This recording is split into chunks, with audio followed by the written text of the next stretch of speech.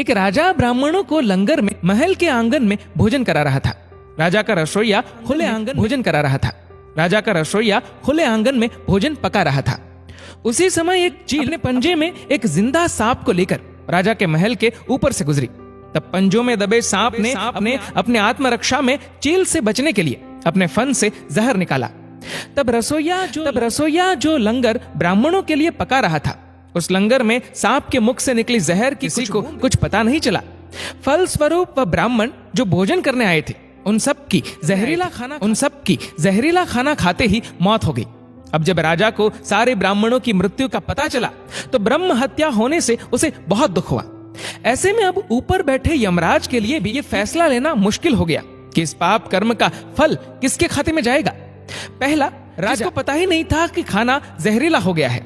दूसरा, रसोइया जिसको पता ही नहीं था कि खाना बनाते समय वह जहरीला हो गया है। तीसरा, वह चिल जो जहरीला सांप राजा के महल से गुजरी। चौथा, या वह सांप जिसने अपनी आत्मरक्षा में जहर निकाला जोखे में अटका रहा। फिर कुछ समय बाद कुछ ब्राह्मण राजा से मिलने उस राज्य में आए और उन्होंने किसी महिला से महल का रास्ता पूछा।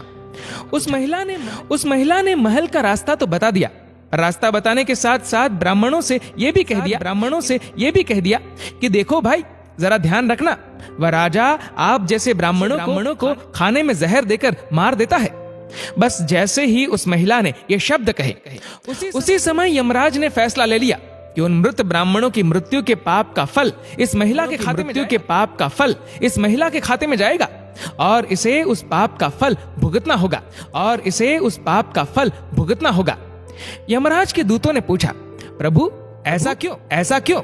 जबकि उन मृत ब्राह्मणों की हत्या में उस महिला की कोई भूमिका भी नहीं थी। तब यमराज ने कहा कि भाई देखो, जब कोई व्यक्ति पाप करता है तब उसे बड़ा आनंद मिलता है, पर उन मृत ब्राह्मणों की हत्या से ना तो राजा को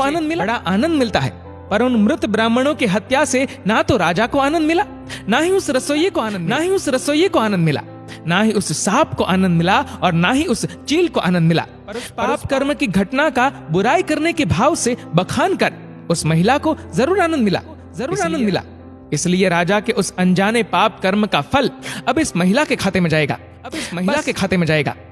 बस इसी घटना के तहत आज तक जब भी कोई व्यक्ति जब किसी दूसरे के पाप कर्म का बखान बुरे भाव से करता है, तब उस व्यक्ति के पापों का हिस्सा उस बुराई करने वाले के खाते में भी डाल दिया जाता है। अक्सर हम जीवन में सोचते हैं कि हमने जीवन में ऐसा कोई पाप नहीं किया, फिर भी हमारे जीवन में इतना कष्ट क्यों आया।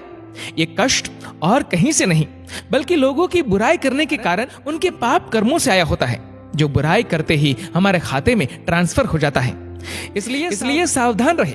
जिस प्रकार सड़क पर चलते समय हम इस बात का ध्यान रखते हैं कि कोई हम भी किसी से टकरा न जाए, ऐसे ही किसी के भी प्रति नकारात्मक भाव रूपी इस प्रज्ञापराध से हमें स्वयं को निरंतर बचाते हुए ही अपना जीवन व्यतीत करने की आदत डाल लेनी चाहिए। क्योंकि हमारे शब्द, हमारे कार्य, हमारी भावनाएं, ये विचार ही हमारे कर्म है। कर्मों से डरे। ईश्वर तो माफ कर सकते हैं पर कर्म नहीं। जैसे बछड़ा 100 गायों में भी अपनी माँ को ढूंढ लेता है, वैसे ही कर्म भी अपने कर्ता को ढूंढ ही लेते हैं। दोस्तों, इस वीडियो को लेकर आपकी क्या राय है, नीचे कमेंट करके जरूर बताएगा। और अगर आपको वीडियो अच्छा लगा हो तो वीडियो को लाइक करेगा, शेयर करेगा ज्यादा से ज्यादा लोगों तक। और ऐसे ही और भी इंस्पिरेशनल वीडियोस के लिए सब्सक्राइब करें हमारे यूट्यूब चैनल को और फेसबुक पर फॉलो करें हमारे पेज को। धन्यवाद।